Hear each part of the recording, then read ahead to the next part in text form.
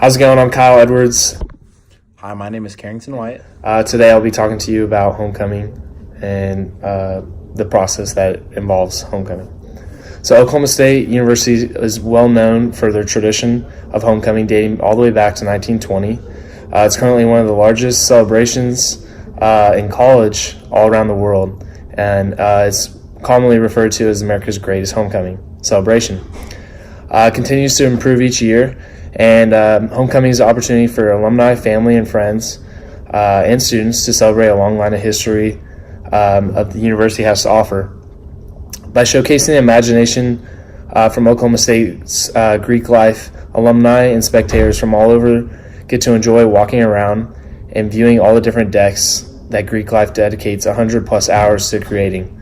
This is a very important process, and it's very valued by the fans and alumni here at Oklahoma State. So, as many of you know, homecoming is a huge thing within the Greek community. With this, there's a pairing between a fraternity and a sorority, and that's essentially who does homecoming together. So, for example, in the previous years, Sigma Phi Epsilon has been paired with Zeta, Gamma Phi Beta, and they're currently paired with Alpha Chi. There is a rule that goes along with this where fraternities and sororities cannot be paired with each other in a span of 3 years. So, for example, as I mentioned, if Sig Ep was with Zeta 2 years ago, they can't be with them until that following fourth year. So, as you can see, the pairing process is extremely extensive. Really, they prepare the entire process for about 2 months, and within these 2 months, the directors of homecoming come together and they have at least 2 or 3 meetings per week. Within these meetings, they really discuss some of the goals that they have aligned and really what they want to get accomplished within homecoming.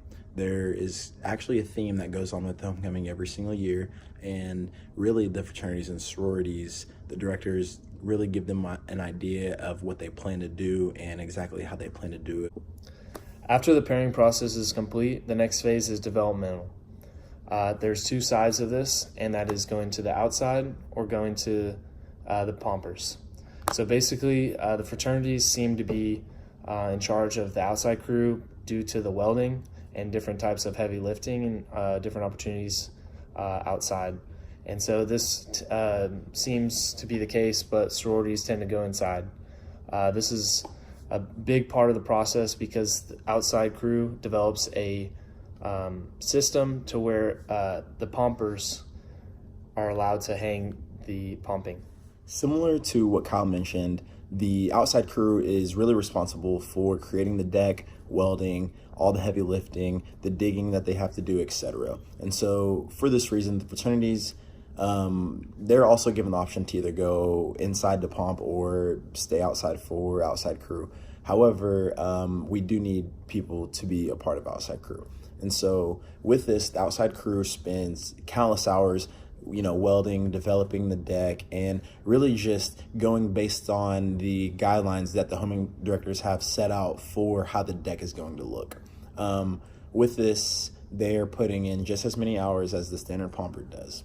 So as far as the pompers, they have fairly extensive process that they're also putting in countless hours, and that's something that Kyle is going to mention. Based off of what Carrington said, I'm going to be talking a little bit about the inside crew. So as a pomper, the design crew directors, homecoming directors from each the fraternity and sorority come up with a design that fits the need of the fraternity and sorority and relates to the theme. So basically what happens is the outside crew makes wood that lines the floors and holds the chicken wire in place so that pompers can pomp. So after this wood is completed, the directors bring the chicken wire and place it upon the wooden wall. This adds for support and allows the pompers to pomp. So basically what happens next?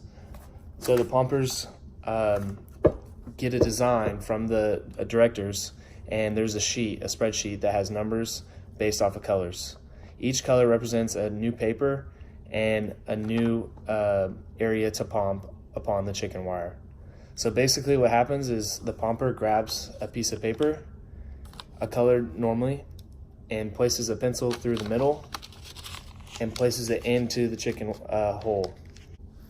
So as Kyle mentioned, the pumps are going through the chicken wire hole, and they're all differently color coordinated according to the spreadsheet that the homecoming directors come and lay out. So one of the biggest things that they have to ensure is that the chicken wire is completely filled with glue. So if you ever get to experience the inside, the pumpers are constantly lathering the chicken wire up with glue. And so after the entire chicken wire sheet, it's fairly big, is fully complete, they let it dry overnight, and then the following day they come and roll it up. They then store all of the completed products into a big storage shed, and they just let them sit until the night of walk around comes around. And so the night before walk around, the homecoming deck is all complete, as well as all of the chicken wire brackets. And so, as you know, they're on a very strict time basis, and for that reason, everybody puts in a considerable amount of time doing so. So the night before walk around, the fraternities and sororities have what is called all-night pump. And so with the all-night pump, everybody puts in a great amount of effort bringing out all of the chicken wires to the deck and zip tying them together. And so with that, the outside crew's job is to ensure that all of the moving parts are working and ready to go for the actual walk around for all the spectators to come in view. Before all the spectators come around to view, homecoming is actually graded essentially based on the main homecoming directors, really the community that they form.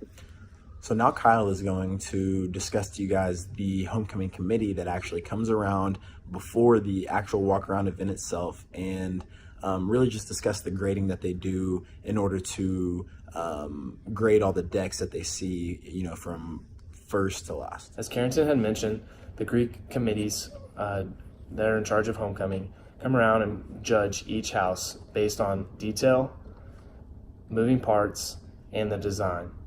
These are important factors that allow the winning fraternity and sorority to place. Each winner is decided upon the football game, and this is an extensive process where they come around to each house the night of the walk around and judge on these criteria. It's an exclusive opportunity for the fraternity to have the bragging rights of winning the homecoming. So to reiterate the process, homecoming begins with a pairing between a fraternity and sorority. The fraternity and sorority come together and they create a design based on the theme of homecoming itself.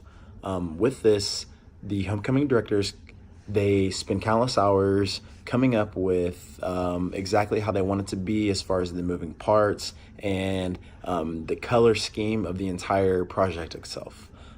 They then have the graphic designers, really just put in all the extra detail and everything that they will then put onto a spreadsheet. The spreadsheet includes exactly where each pump needs to go and how many of them that there needs to be in order to fulfill the complete layout.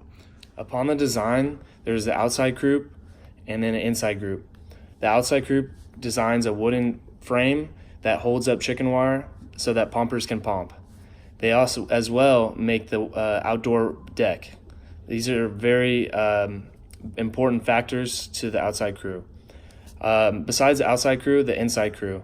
The inside crew, again, palms the design and makes the design the way that the homecoming directors would like. Upon the completion of the product is the all-night pomp. So the homecoming directors roll out the product from storage and place it upon the deck. This is an important thing because it's the all-night pomp and a lot of time and effort is placed into this event. As we mentioned, homecoming has been a tradition for many, many years, and it will continue to go on many, many years down the line.